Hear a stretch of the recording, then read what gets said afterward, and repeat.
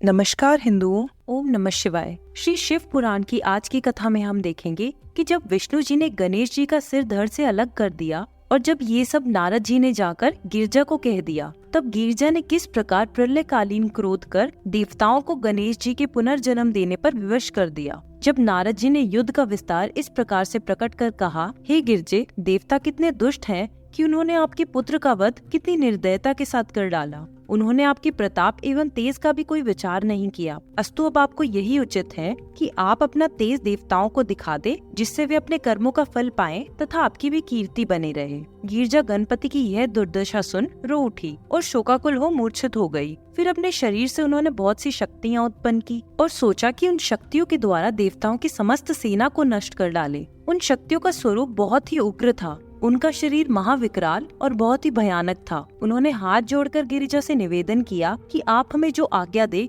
हम उसे पूरा करेंगे। तब गिरिजा ने क्रोधावेश में उनसे कहा कि जितने देवता सेना में हैं, तुम उन सबको खा जाओ और एक भी शेष बचने न पावे, क्योंकि उन्होंने हमारे पुत्र को मारा है। अस्तु गिरिजा के आदेश अनुसार वे सब शक्तियाँ युद्ध स्थल में पहुंचकर देवताओं का भक्षण करने लगी। उस समय विष्णु जी, ब्रह्मा जी और समस्त देवता दुखी होकर कहने लगे कि वास्तव में प्रलय काल आ गया है अथवा शिव जी ने अपनी शक्ति प्रकट की है। यह कहकर सबने शिव जी की ओर दृष्टिपात किया। उस समय नारद ने शिव जी की आज्ञा से सब लोगों से यह कहा कि जब तक गिरिजा को प्रसन्न न किया जाएगा तब तक यह प्रलय रूपी कष्ट किसी प्रकार भी दूर न होगा। यह सुनकर ब्रह्मा और सब देवता गिरिजा के समीप जाकर हाथ जोड़कर मस्तक झुकाए स्तुति करने लगे और उनसे यह निवेदन किया, हे गिरजे, वास्तव में हम सब अपराधी हैं, अब आप हम सबको क्षमा करें। यह सुनकर गिरिजा ने उत्तर दिया, हे देवताओं, यदि हमारा पुत्र जीवित हो जाए और सारे देवता पहले उसकी पूजा करें तब हम प्रलय नहीं होने देंगे। यह सुनकर देवताओं ने यह हल शिवजी से जाकर कहा।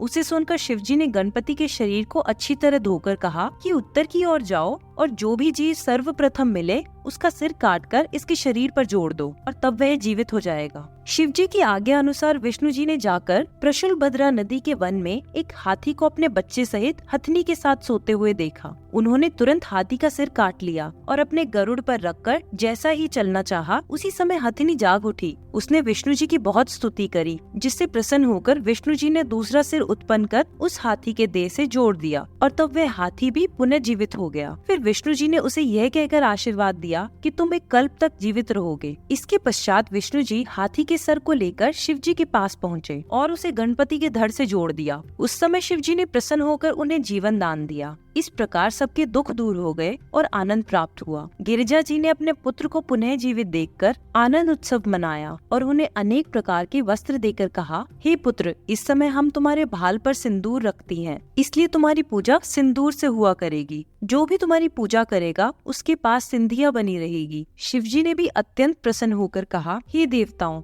यह हमारा ही पुत्र है, इसका नाम गणपति है। गणपति ने भी उस समय उठकर सबको प्रणाम किया और कहा, हे देवताओं, आप मेरे अपराध क्षमा करें। तब देवताओं ने प्रसन्न होकर कहा, हे गणपति, तुम्हारी पूजा हम तीनों देवताओं के समान ही होगी। जो सर्वप्रथम तुम्हारी पूजा न करेगा उसको पूजा का कुछ भी फल प्राप्त न होगा। यह कहकर सबने प्रथम गणपति की पूजा की तथा प्रणाम कर यह वरदान दिया कि तुम भाद्र कृष्ण चतुर्थी को उत्पन्न हुए हो, इसलिए तुम्हारा व्रत चौथ को हुआ करेगा। तुम्हारा व्रत करने वाले भक्त सुखी और प्रसन्न रहेंगे। सबको तुम्हारी सेवा से आनंद प्राप्त होगा और सबको तुम्हारी पूजा आदि करनी चाहिए।